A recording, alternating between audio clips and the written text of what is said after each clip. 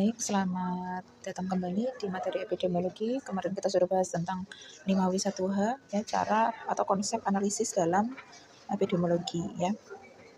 Kemudian selanjutnya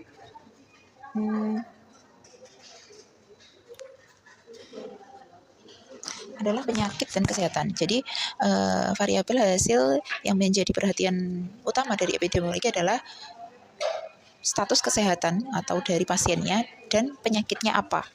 Nah, yang mana penyakit dan status kesehatan ini, ya, mungkin secara persamaan mereka sama-sama memiliki perspektif tentang fisika, ya, fisik, biologis, psikologis, ya, kemudian sosial dan perilaku.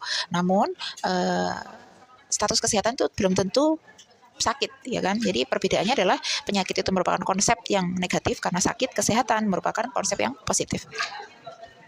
Nah, konsep sehat sakit ini adalah dibagi dua, ya, dikatakan sehat dan sakit. Itu dikategorikan atau dikelompokkan melalui dua faktor, yaitu keterpaparan dan kerentanan, ya. Apabila ada paparan tapi orang tersebut kuat, artinya tidak rentan terhadap penyakit, maka bisa dimungkinkan pasien tidak sakit, ya kan. Tapi kalau orang itu rentan tapi tidak ada penyakit, maka juga tidak sakit. Nah, kapan terjadi sakit? Nah, ini ada tabelnya, ya.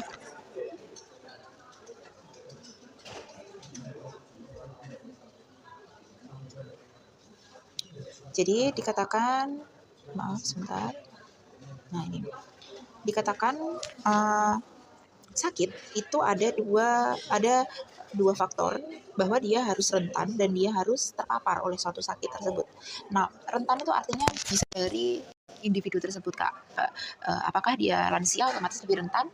Apakah dia perempuan pasti lebih rentan kanker payudara, meskipun kanker payudara pada laki-laki juga ada? Apakah dia itu hidup di lingkungan yang endemik seperti Ebola, ya, di Afrika? Nah, itu berarti dia rentan, ya.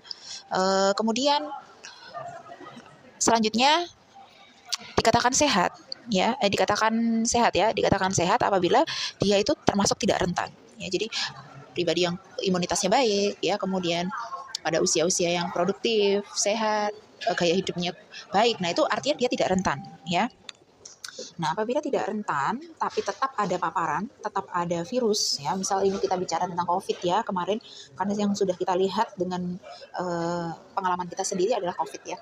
Nah, COVID ini siapa saja sih yang punya potensi meninggal? Mana punya potensi sesak sampai kadar oksigennya sangat rendah. Nah, itu kan ada juga yang tidak rentan, artinya dia terinfeksi namun tidak sakit atau tidak terinfeksi. Nah, siapa saja? Nah, itu kita jadikan contoh di sini, ya. Jadikan contoh sebentar. Nah, ketika ada paparan COVID, namun pasien itu adalah pasien yang baik imunitasnya, maka dia akan sehat. Ya, artinya kan tidak rentan, ya.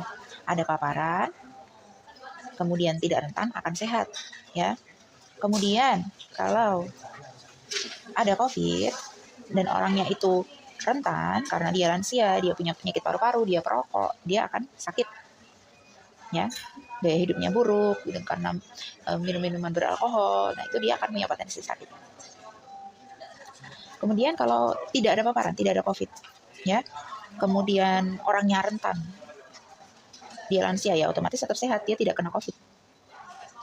Kemudian kalau orangnya tidak terpapar, kemudian tidak rentan, artinya dia sehat, ya, otomatis dia sehat. Seperti itu, ya, Kak, ya, cara membaca tabelnya. Nah, jadi secara mudahnya, cara untuk mencegah suatu penyakit adalah untuk menghindari paparan dan kerentanan. Jadi dari sisi individu adalah menurunkan kerentanan dengan meningkatkan imunitas, ya, lifestyle yang sehat, kemudian suplemen dan juga asupan yang tepat. Nah, itu menurunkan kerentanan.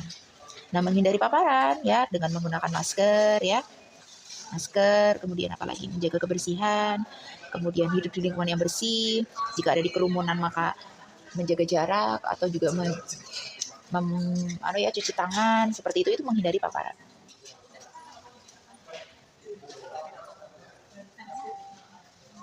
Nah, ini saya akan singkatkan ya penyampaiannya ya, karena nanti ada penyampaian yang lebih detail tentang rantai penularan ya.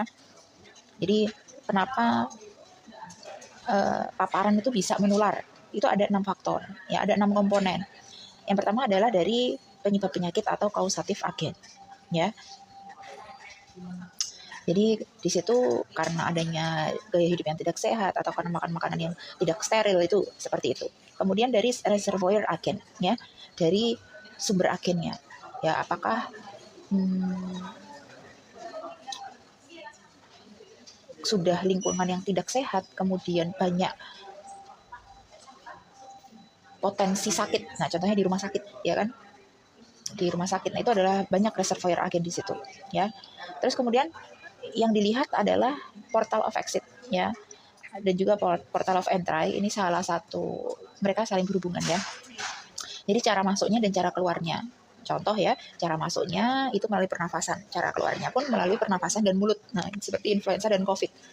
Cara keluarnya adalah dari ludah atau droplet. Nah, juga dari pernafasan. Nah, masuknya melalui hidung. Nah, otomatis dengan memakai masker pada kedua orang yang sedang berkomunikasi itu bisa memutus rantai penularan ya. Kemudian penularan port of entry-nya adalah masuknya melalui vagina, keluarnya melalui sperma. Nah, seperti itu. Maka caranya adalah dengan menggunakan kondom. Ya, maaf tadi tiba-tiba berhenti sendiri ya. Jadi seperti itu, menggunakan kondom. Dan juga ini ya kayak kebersihan dalam gaya hidupnya ya. Kemudian ini singkat saja ya Kak ya. Kemudian cara transmisi. Itu cara transmisinya kurang lebih sama kayak port of entry dan port of exit ya. Dengan cara misal tadi kan penularannya sudah melalui mana, masuknya dari mana, ditutup, maka yang ditutup adalah itu. Tidak hanya berlaku ditutup Kak, tapi berapa jarak tertentu supaya tidak tertular. Nah, ternyata sudah teliti 1,5. Terus cara transmisinya melalui makanan. Nah, berarti nggak mungkin kan dengan menutup mulut saja, menutup dengan masker. Nah, kalau melalui makanan berarti makanan itu harus dimasak. Nah, seperti itu. Terus melalui sentuhan. Nah, tadi terekam atau tidak saya mau belum bisa memastikan. Jadi transmisi tadi saya ulangi. Misal dari makanan, apakah makanan itu harus dimasak dulu atau tidak. Nah, itu tidak cukup dengan tahu cara masuknya dan cara keluarnya ya kan. Kalau dengan menutup saja dengan kondom, dengan masker, tapi tidak tahu transmisinya, nah itu juga berbahaya ya. Dan transmisinya juga dari darah. Nah, ya itu dari darah, dari jarum suntik. Nah, seperti itu ya. Kemudian kepekaan host, jadi memang misal agen itu bisa masuk tapi host atau inangnya itu kurang peka ya, artinya dia karena daya tahan tubuhnya baik, nah otomatis dia tidak bisa tumbuh dan berkembang di sana. Dan juga sebaliknya, apabila terlalu sangat sensitif karena imunitasnya sangat rendah, maka dia akan